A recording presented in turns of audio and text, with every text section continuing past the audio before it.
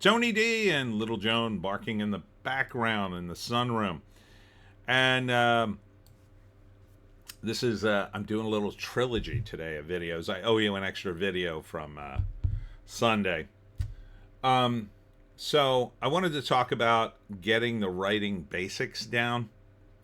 The very, very basics of writing. Smash like and subscribe. Thank you for smash liking and subscribing.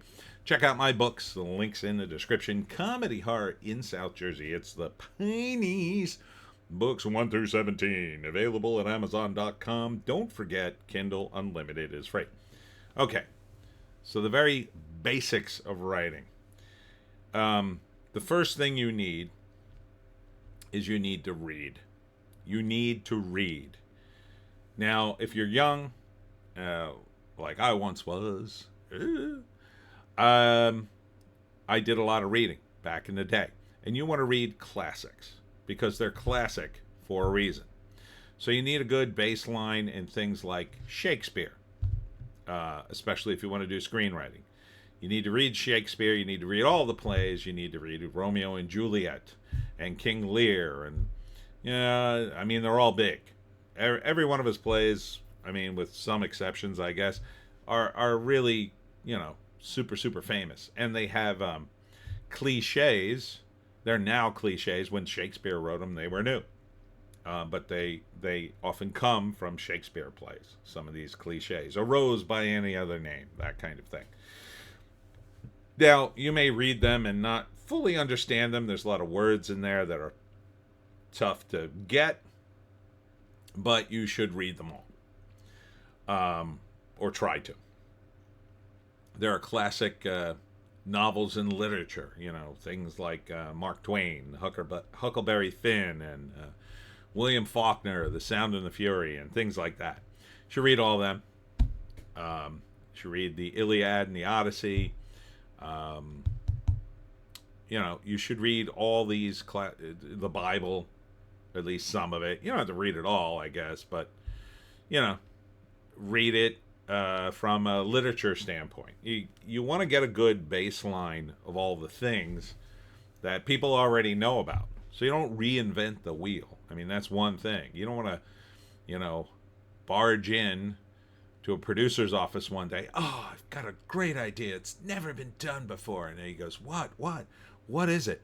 Oh, it's about this guy named Romeo, and he's in love with this girl, but he kills himself before he realizes that she's not dead, and then she kills herself when she realizes he's dead. And yeah, you don't want to pitch Romeo and Juliet because it's already been done. You want to know that it's already been done so you can do the next Romeo version of Romeo and Juliet, or the next level of whatever that is. Romance, whatever. I don't know. Never found that story particularly romantic. Everybody dies. So, yeah, you want to get a good baseline. And you will also, if you're a screenwriter, you want to watch those classic movies.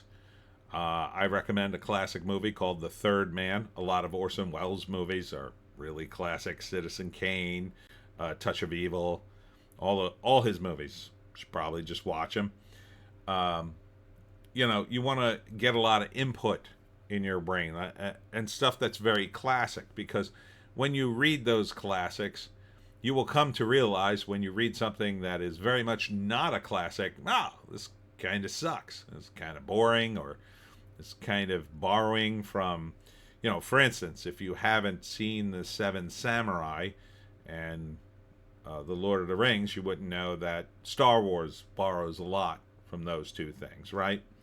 So you want that sort of background. Lord of the Rings, The Hobbit, the Seven Samurai. 1984, George Orwell stuff. I mean, there's just so many. Brave New World. There's all sorts of classic stories out there. You need to get inside your brain to have a good baseline in writing. And then, of course, the question is, what do you write? Okay. Well, now that you have this baseline, let's say, of good stuff, You don't want to try to go, okay, now I'm going to write the sequel to the Odyssey and the Iliad. No, you don't want to do that. Now I'm going to write the next great Shakespeare play. Slow down. You want to write something simple, something you know. Write what you know, they say. So, start small, start with a nice short story from beginning to end about a character that goes through something and comes out the other end different in some way. One of the things I always recommend for writers and creative people is to take improv classes. I did improv for about 15 years, and I felt it gave you really good skills to grind through ideas and throw them away and come up with new ideas. So it really sort of gets the creative juices flowing. Before I took improv, I don't think I could have done. I just do my videos. I just turn on the camera and just blah, blah, blah, and then turn it off and then go about my business. That's how I do almost every one of my videos. Once in a while, I have to do a second take. But because I did improv for 15 years, I can just talk all day. So that's a very helpful skill. Even if you're never going to do this, it just gets the ideas flowing. So you want to think about what you want to write. You should do a lot of thinking first, and you should also try to write every day. I look at writing as you're like a marathon runner. Okay, so let's say you want to write a novel. You're not going to write that in a day. That would be like running a marathon with no training. You need to build up to the marathon, right? And that's very hard for even, professional athletes. So what do? Well, you start with a slow jog. Let's say you're really out of shape. You don't go too far the first day. And then the next day, you go a little further. Third day, maybe you pick up the speed a little bit. And each day you add a little more until by the end of 6 months, you slowly ramp up until you're probably doing close to a marathon's worth of stuff. I don't know how long it takes to actually be a marathon runner. 6 months seems like enough. I don't know. Maybe it takes a year. I don't know. Depends on your age. I don't think I could do it. But for writing, it's sort of similar. If you sit down every day, even if you don't write anything other than open the file, like sometimes I'll just write the title of the next Pineys book, and then I'll just be like, okay, that's all I'm going to get done today. But I'll think about it. Maybe I'll write a couple of notes on some of the ideas I have. But then the next day I come back and I'll write a few sentences. And then the next day I'll come back and I'll write a few paragraphs. And the next day I'll come back and maybe I write a page.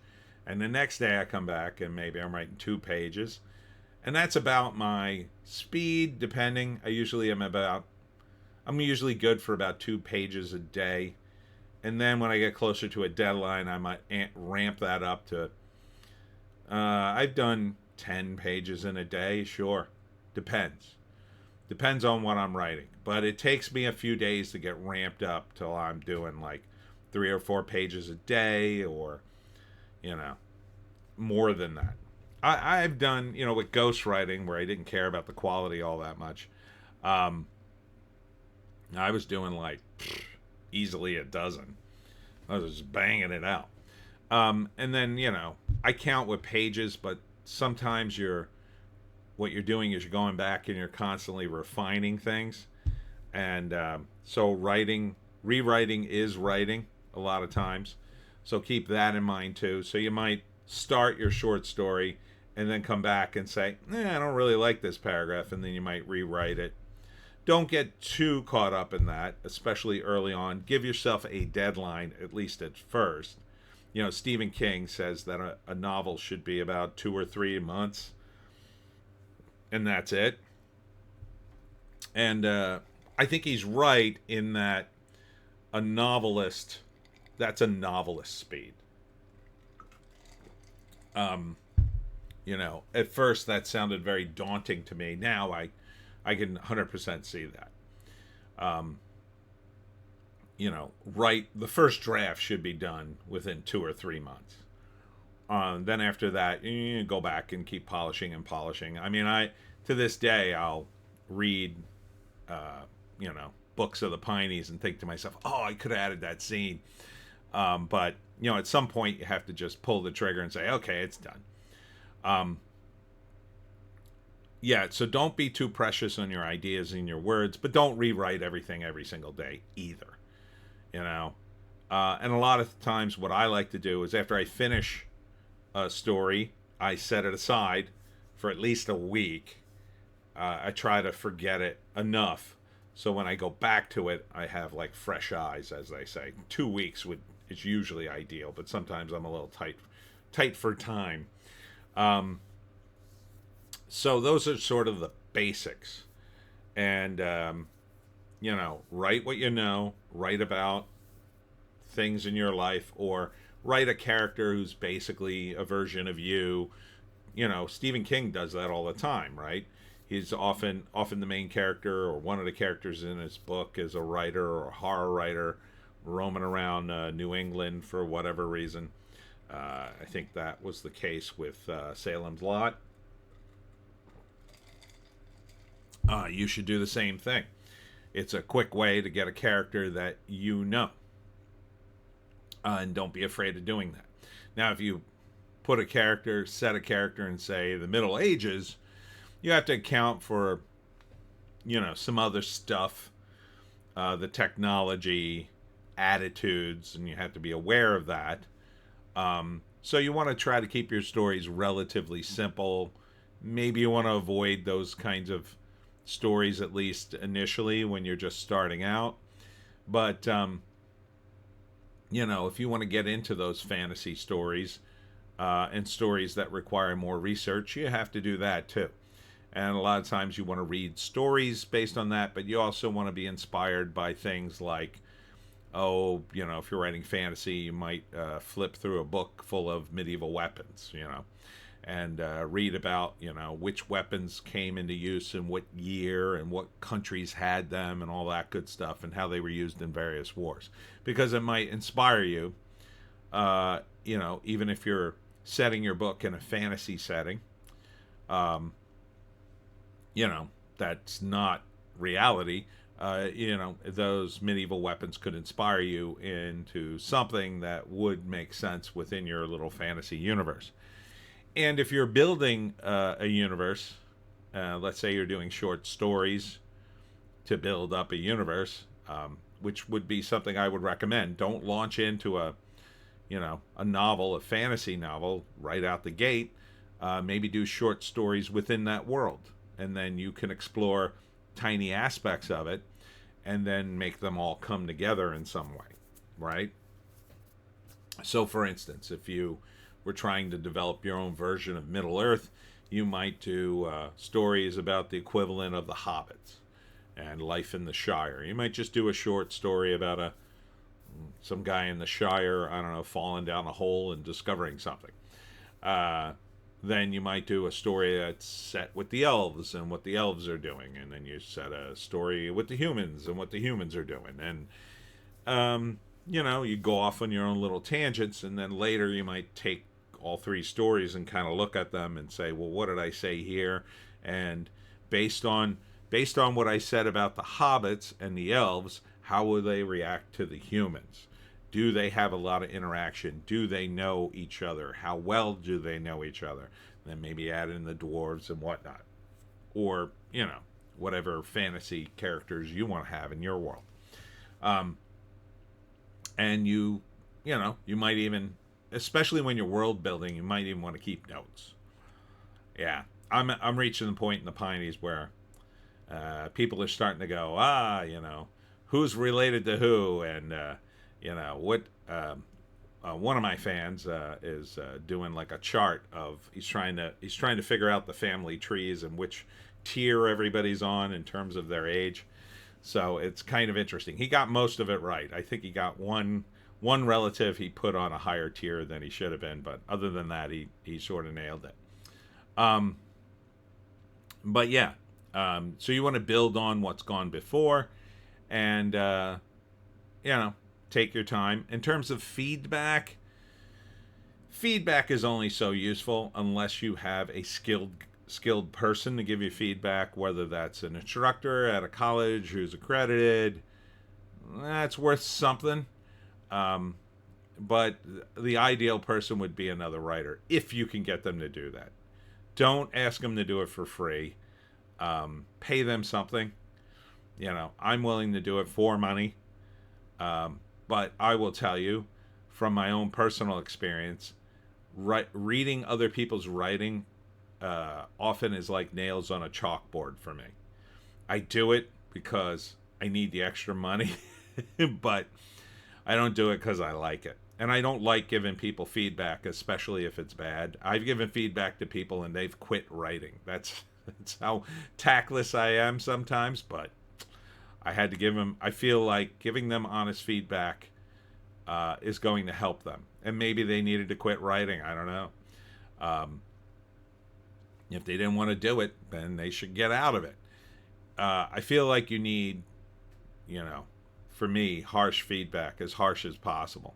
Because otherwise, you'll come back at me like, oh, why didn't you tell me this? And people are saying this, if you get something published. Have confidence to a certain extent. Don't feel like you have to back down on every point in your writing. If it works for you, it works for you. Just try not to fall in love with your characters. That's a major problem with a lot of rookie writers. They fall in love and they see their character through rose-colored glasses, and everything that character does is great because it's that character. And it's a very tough habit to break yourself of. It took me a lot of years to break it. And even now I worry that with some of the Pineys characters I'm not. But yeah, so be very wary of that. And just try to have fun. Your best audience is yourself, I feel. If you can read a story, and I read the Pineys all the time, and I go, oh, I like this. If you can make yourself smile and make yourself, oh, I really like this, then, I think that's a positive thing. And then it's just a matter of finding other people like you. There's limits to that. Don't get too caught up in that. But if you don't like your own writing, I don't know how you expect other people to like it. So you should like it. And again, get that good basis, that good sort of foundation in basic writing. Read the classics. Read the classics within your genre that you want to write. If you want to write sci-fi and you haven't read Isaac Asimov, I'm like, what the hell are you doing? Read them. Read those books, because you need that. Again, you need to know those heady ideas, even if you're never going to use them. I mean, I don't expect you to read them and then regurgitate the same ideas. I expect you to read them to know that it's out there, to know what can be accomplished in a particular genre. And again, stick to the classics. Stick to the stuff that's been around for a long time. Everybody says it's amazing. Stick to those.